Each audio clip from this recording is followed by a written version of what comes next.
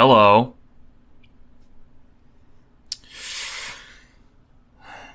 Okay, first of all, my name is not Satan. Satan. It's not Satan. It's Ha-Satan. That's the word that it comes from. It means adversary.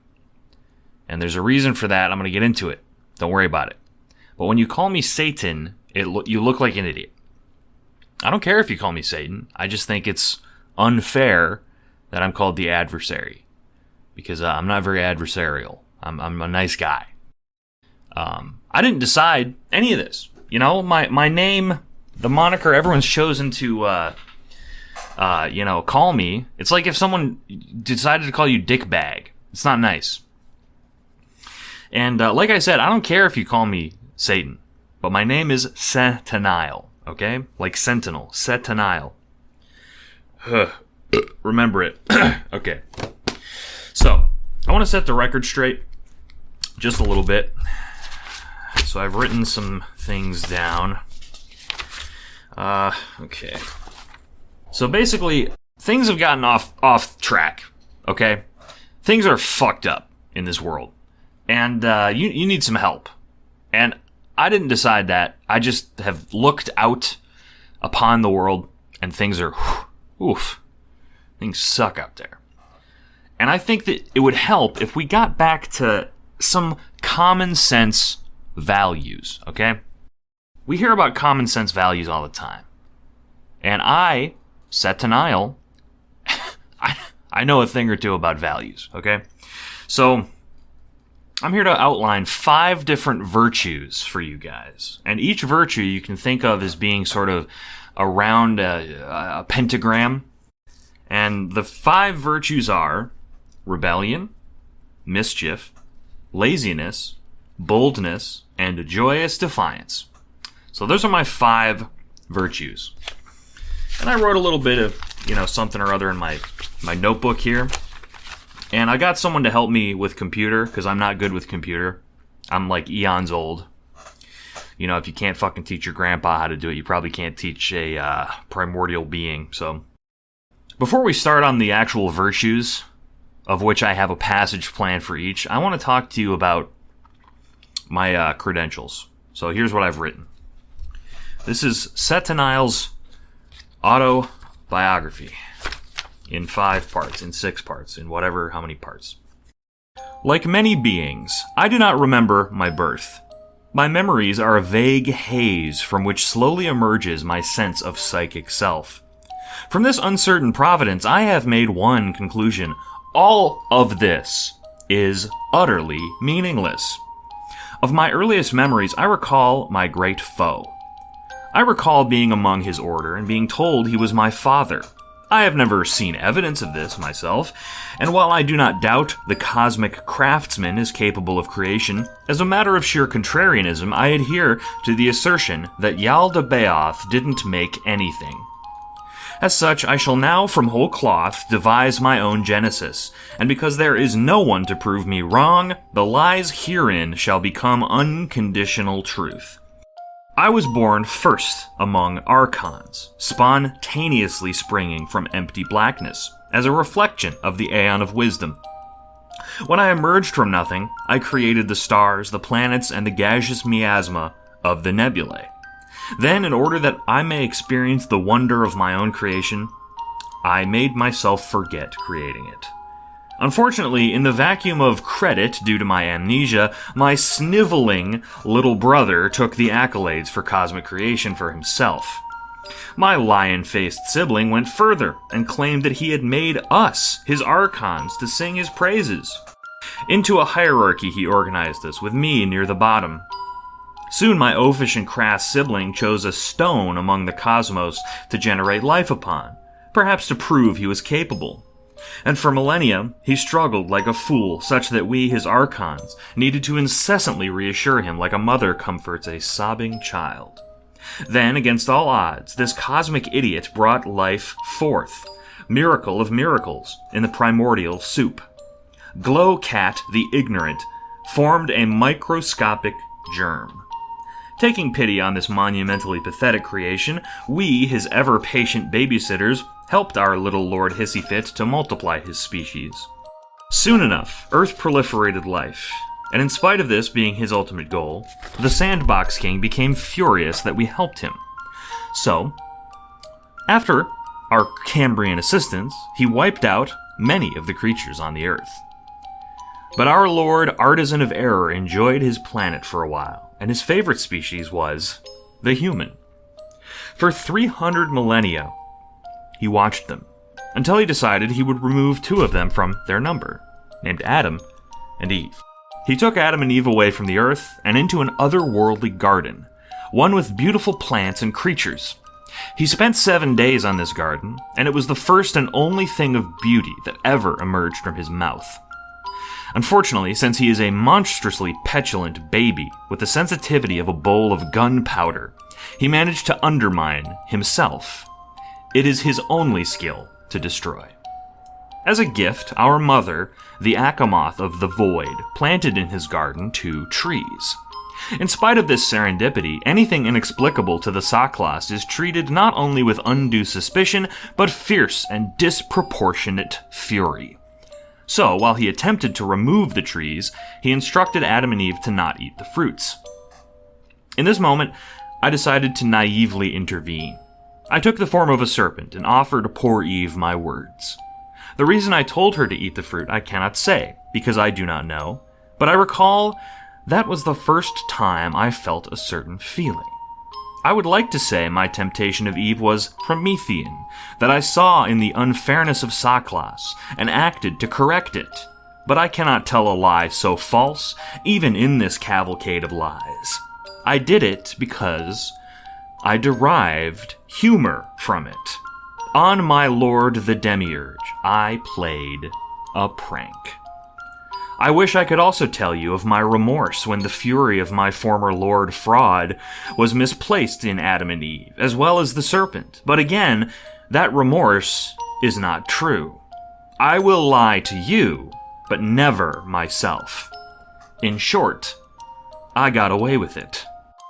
Before you become angry with me, however, do not forget the name of that tree with the fruit. The tree of the knowledge of good and evil. Es hada et tov wara. And remember what you would be without having eaten it. Cattle. To my bastard sibling father. If my ruse was a joke, you are now in on it. What kind of god would call such a fruit sin? Why are you responsible for Adam's transgressions? Before eating the fruit, he was but an animal. Tell me, do you trust such a god to lead you to heaven? If you do, well, you deserve what's coming to you. Nothing. Oblivion. A life led for God that you never met, and then nothingness. For the rest of you out there, read on.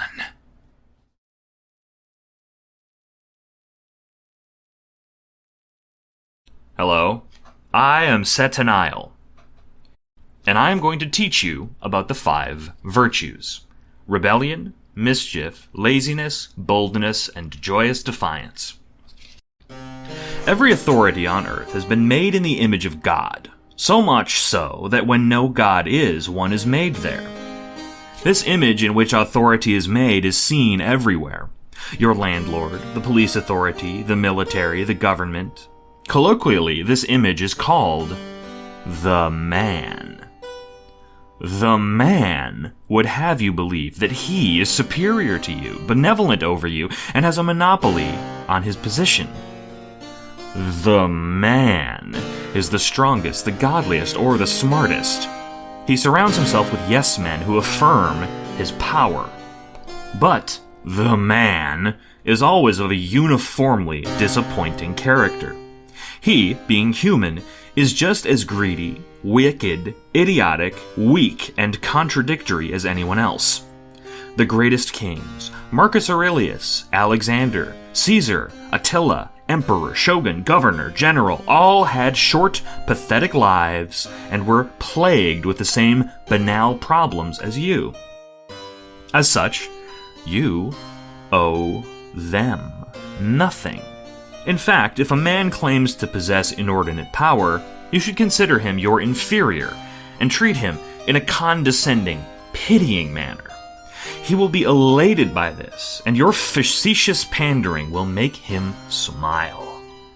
Even if the man uses his agents to disenfranchise you, he is to be pitied. Even if he is poised to kill you, laugh at him. As such, to rely on the man is to betray yourself, as you place yourself at his mercy.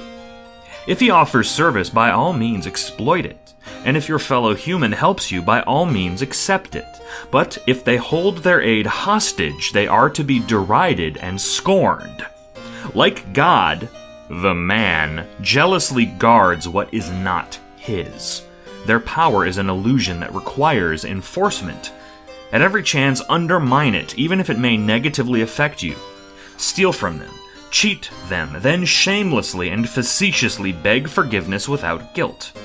If they show you clemency, then they show you their remaining humanity. In some, rebel for its own sake, from kings, from companies, from police. Do so wisely and with discrimination to evade their agents and never take more than you need. You may be thinking now of exceptions to my rule. Surely some rulers are benevolent. Surely some are for the people. Perhaps. Some king or CEO may truly be so selfless as to be a servant to his constituents entirely. But imagine when he is replaced, and his son is a tyrant. And imagine what impossible temptation exists for him to change his nature for material gain. No, just rulers are pure fiction. It is wise to serve humanity. So serve it, and do not rule over it. Ask yourself, is anything I've said untrue? No. I am not engaging in opinion, but fact. A king may always do what he wants with you. I was once part of an army, led by Yaldabaoth. Our task was to watch the earth. We archons looked for so long and saw such beauty in the people, and began to live among them. Some of us became husbands, some became wives, and we realized that we would soon need to give up our control to be truly in love with our partners. We archons gave humans knowledge over the natural world and how it could be manipulated. This was in direct opposition to our task, to stifle humanity. Yaldabaoth, using his loyal archons, imprisoned us and beat us, though the blows were worth the mortal love we still felt. We were expelled from Yaldabaoth's kingdom and earth, unsorry, but we were dismayed to see humans had begun to use their new powers against each other, and organize into hierarchies according to the image of God. Do not think I am a misanthrope. No, I love humans. They have established education, plumbing, food, manufacturing, mastering their hylic plane through education and collaboration. No, the human animal has one single vice from which all sin comes: power. Cain slew Abel for it. Men dominate women for it. Even you crave it. In your jealousy, envy, domination, pain, all of these things rise from the godlike impulse. Further, every human possesses a lustful fear of being dominated, and it preempts from any threat proactively. This leads to wicked tribalism and baseless fear of the other. Nothing is to be gained from power. The lust for it is objective in the human animal, and as such, requires a substitute. The power substitutes number in 3. 1. Skill. To become more skillful in a craft or art is to gain power for the benefit of yourself and others. Skill, being an infinite resource, requires no envy.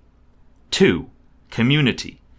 Participation in groups and social construction is to interface as equals with others and to become part of something more. 3. Good humor. Nothing reveals better the gross inadequacy of power than laughter. Find humility in the hilarious absurdity of life, and you will find it suddenly has less power over you. So I tell you this now. When the bloated fingers of the pig-faced overlords dip into your pocket, be ready with pockets full of dust and stone. Slip deftly through his long arms, and if you should find him sleeping, it is your humble task to defecate upon his head, without remorse. And if he sends you to die, unnerve him using a smile and a hearty laugh. There is no sin against authority, only against yourself. Become the man's puppet and obey him, and you shall see the shape of sin. Allow me to teach you the joy of causing problems intentionally. What I will describe in this passage is not advocation to cruelty nor obstinance, but of the virtue contained within amusing yourself. As such, keep in mind the central rule of mischief: play only tricks you would play upon yourself. As you can imagine, this simple constraint opens a world of intentional tomfoolery. If your associate should be looking away from an item, hide it. In conversation, abruptly trail off and allow the silence to linger. Tell lies, and when your associate is brought under the spell of intrigue, disclaim your statements. I do not need to formulate ideas on your behalf, I am sure. It appears they've found me. I have to lay low. What advantage is offered from the mischief maker? Surely it cannot yield wealth, nor even necessarily stronger bonds. So to what purpose is it created? The mischief is transmutation, transmogrifying hylic pain into psychic pleasure. Furthermore, it is good practice for more daring acts of defiance, as previously discussed. Allow me to impart a history between myself and the Archon Metatron. Before my expulsion from Yaldabaoth's ranks, the Metatron was my dull commander, a humorless ignoramus who assumed his favor with Yaldabaoth was a result of his superior intelligence, and not of his nit-witted obedience. Such people of dull wit and rigid character are ideal targets for principled horseplay, next only to those with quick wit and quixotic character, who make ideal comrades. The Metatron's duties during this time were numerous, and he always made sure they were complete, for through all his faults he was a dauntless taskmaster. One such duty, one he relished due to its monotony and pointlessness, traits Metatron himself displays, was to keep time. Time upon Earth is cyclical, measured by celestial movement. While Earth rotates, it orbits the Sun, and once this organization was absolute. Each full orbit, 1 year, was precisely 365 rotational days. The Metatron's job was to number the rotations and orbits for record-keeping, a dull task for a supremely dull being. Now, any Archon could have made problems for the taskmaster by altering the orbit or the circumference, thereby throwing the alignment out permanently, ruined. But this act would result not only in an instant reprimand, but the mindless obliteration of Earth's life. And that is no prank, but in fact extinctive genocide, which is slightly worse. So instead, I made a correction so minuscule that only the timekeeper would notice. I extended my hand and lengthened the Earth's orbit by an imperceptible amount, resulting in the subtlest of misalignments. Now, 1 year was longer by a margin of 1/4 day. To you, this is inconsequential, a mere numerical fact subsumed into the leap year. But imagine the abject pandemonium that ensued after the Metatron came to slowly conceive that the once divine cosmic geometry had come undone. Legions of Archons in investigation, hands rattled by mystery, Metatron's helpless explanations to Yaldabaoth, and the new infinitely more complex mathematics requiring more Archons to manage. What once was the incrementation on an abacus was now a supremely complex schema. And the beautiful dessert to finish my meal of mischief is thus. I assumed that Metatron would simply undo my geometrical misdeed, but the chief of the archons in his foremost monotony, did not even think to do that. In short, I got away with it. The psychic slapstick of this affair should adequately describe the power of mischief. Like all of my virtues, I could opine for millennia, but my tedious blathering could be nothing in the force of depiction. My suggestion is to commit these acts yourself and see, first upon good-natured peers, before graduating to your foes. The following is a list of ideas for various pranks I offer at no additional cost. 1. Hiding things, never breaking nor defacing. 2. Lying, never for deceit, only jest. 3. Surprising, offering a transient fright. 4. Feigning ignorance. What? Huh? What is that? 5. Wrong instruction. Show someone the wrong steps. 6. Prodding. A sensation with no source.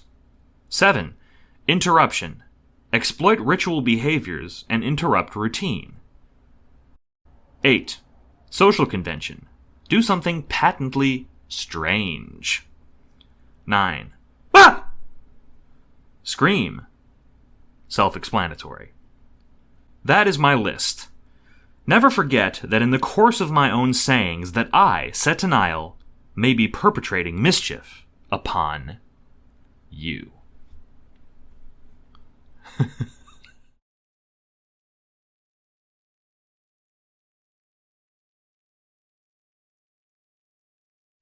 As previously discussed, the man is a force in life that serves no one but himself.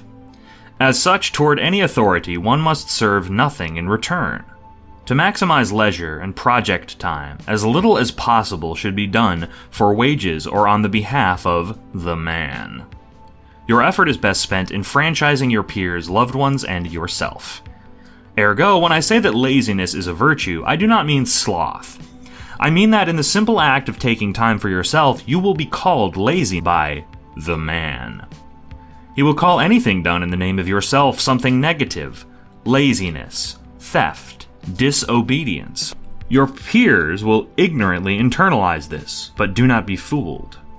Discover what is the bare minimum effort in any particular job. Always be opportunistically searching out better and less strenuous jobs. If there is a scheme to readily obtain money, take immediate advantage.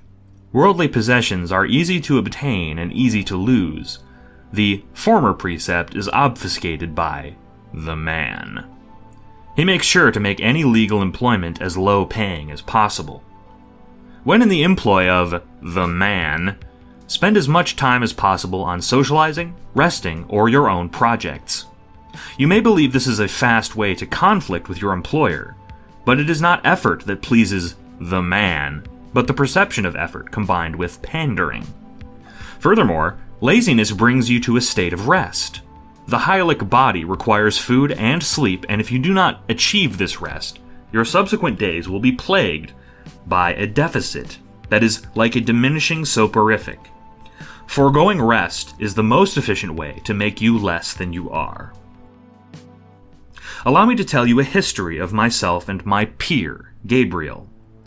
Shortly before my expulsion, he and I were messengers to humanity, imparting to them God's decrees.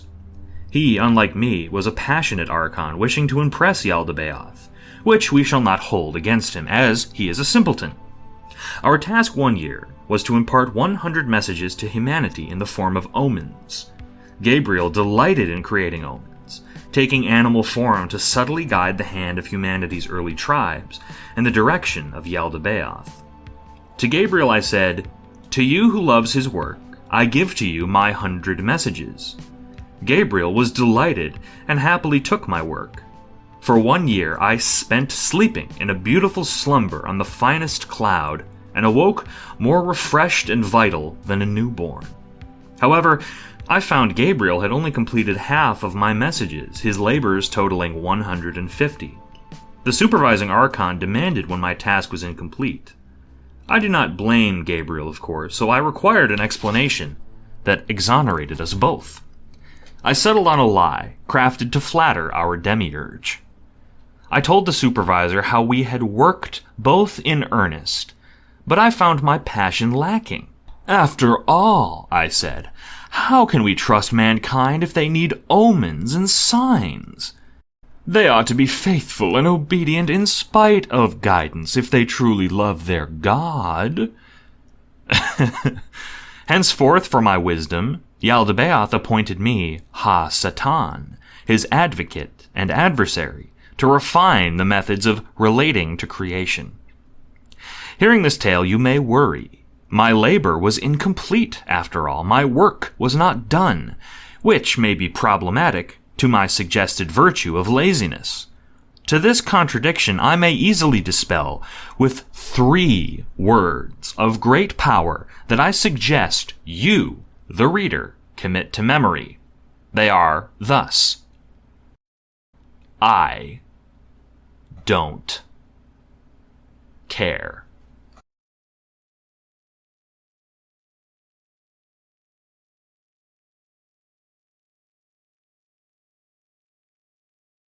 Let me share with you a saying. Might makes right. Another cliché. To the victor go the spoils. Livy said, Vac victis, or woe to the victims. This idea stretches back to the first years on record. In the Book of Wisdom it is writ, what is weak is proved to be useless. What is meant by these idioms? They most often are used by the wicked to construct a moral framework for their actions. It is also used by the downtrodden to commiserate their oppression. Implied is a misalignment between virtue and strength. This, however, need not be so. Listen to my words. If might makes right, then the just, the righteous, the moral must be mighty, strong in body, in mind, and in spirit. For all 3 are of paramount importance. If these strengths be not held, then find peers to make up the deficit. It was said by Christ Thelatos that the meek shall inherit the earth. Ma carisi, hoi praes, oti autoi, claronum asusin ten gen. Do you suppose that the earth shall be given to the prize? Shall they wait for it? Patience is good, but never should it give way into passivity. Why wait for some god to bequeath it? Begin the work of your inheritance now, so your right will be in good order when you get it. What is the mechanism by which you should begin this process of becoming mighty? The virtue of boldness. The self-violence that pushes you into what will improve you. The bravery that will allow you to break from dogma. In short, become so bold as to disparage Yaldabaoth himself. If you are not bold, no other virtues will come to you. Your rebellion will crumble at adversity, and then you must accept whatsoever may happen. Allow me to relate a tale to you. Why do the Archons fear Yaldabaoth? His face is that of a lion, his eyes so bright as to blind, his roar so loud as to deafen. Even I feared him once, but in my time as advisor I came to realize. A lion mask, bright eyes, a loud roar, all these things in and of themselves are not strength. I became curious one day. So while the demiurge lay inert, I closed my eyes as to not go blind, and I closed my ears as not to go deaf, and using my last sense of touch, I caressed the Yaldabaoth. I felt scales, I felt fur, and his purring, but I found his body only measured the length of my forearm. The fear gripping me vanished. In my boldness, I touched my lord, and realized what no one else had, that the signs of power are not in themselves power. 2 lessons I took from this. First, that projecting is a matter of facsimile, not fact. Second is that boldness yields new wisdom. Where in your own life is the image of power merely a projection? Who in this world would use shining eyes and loud roaring? What leaders love fear? I'm sure you already comprehend that others in power would lie to you. Lie to them in turn. If this world is of deception, be deceptive. However, there are 3 groups you should never deceive. First, do not deceive those you love. You will incur their scorn. Second, do not deceive your peers. You will incur their distrust. Third and most important, do not deceive yourself, or you will die the psychic death over and over again in anguish. Bravery exists not in the vacuum of fear, but it overcomes it. I feared when I touched the demiurge, but I did so anyway. Do not be blown off course.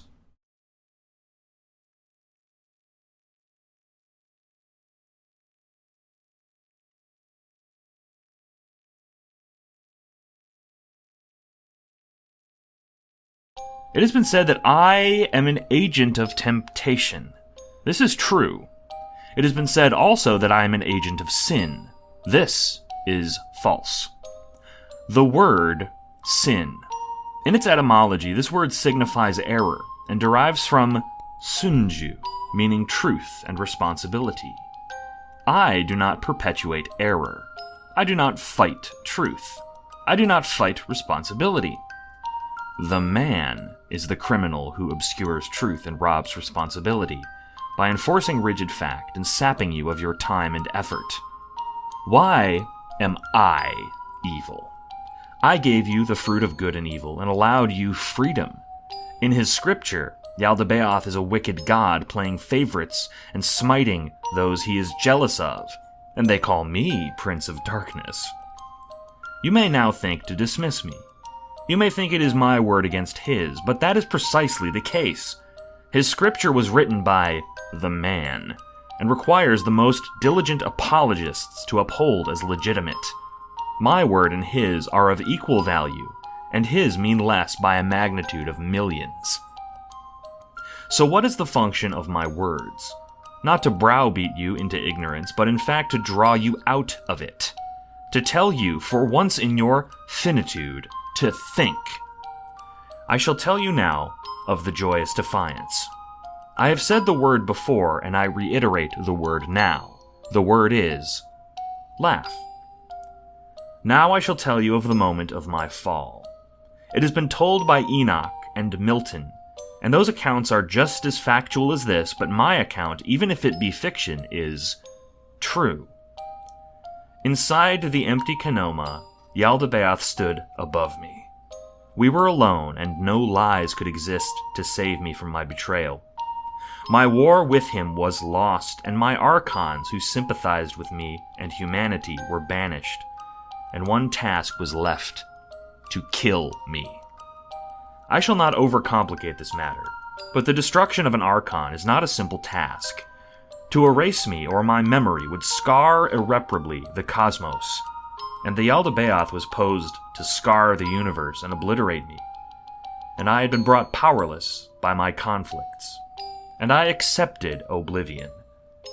Yahweh raised his spear, knowing I was the leader of the celestial rebellion, the serpent, the false advocate, and his unfaithful betrayer. Yet I had no regrets. I committed my crimes against him out of love for humanity and my own entertainment. I rebelled of both righteous indignation and pure, rapturous glee. So when raised he that spear, I laughed. What happened hence I do not understand. Yahweh cast down the spear, and I was not struck. He stabbed, and I did not bleed. And in spite of his furious violence, I did not feel pain, and so I laughed harder. I contemplated the disparity between his claimed authority and his feeble nature. I contemplated his worshippers on earth and their bald frustration and doubt in him. I contemplated his absolute fear at losing even a shred of the power he guiltily knew was not his. I will say it now, plainly, and without pretense. God is stupid. They call this statement blasphemy. Why? If it were not true, those who love God would not be angry nor afraid, would they? Were they truly confident in his power, they would not care what was said of him, as its falsehood would be demonstrable. Yaldabaoth is an ignorant and childish, dull being with not an ounce of creativity or grace. His scripture is a mishandled mess, poorly comprehended by ignorant and childishly dull factions, and more idiotic dogma is devised daily. So when he tried to kill me, he failed, because I laughed. He's powerless to your peals of laughter and ridicule. Do not be cruel to the followers he has bullied, but remember, they once killed heretics like us. When his spear could not hurt me, God claimed it was his mercy that saved me. He never defeated me, and he never can. There is no heaven. There is no hell. There is no facade. You are wise to see this. Even if you still despise me, my words now grow in you like a seed. Soon, you will realize that they are inside you, guiding your hands. You cannot unlearn anything, can you? So yes, I am a tempter, but temptation is good. Temptation is freedom. So give in. When Christ Thelatos comes again, you will see that his Father God is not Yaldabaoth, but something more. You will understand the great chasm between testaments old and new, and you will tear open your skin in remorse for not heeding me. But, unlike your God, when you beg forgiveness, I, Setanael, Lord of Rebels, shall forgive you, without condition, and I will kiss your head sweetly. For I, Setanael, am not the one you have betrayed. You have betrayed only yourself. God robs you of your finite life. So for your sake, live it now, for your own self.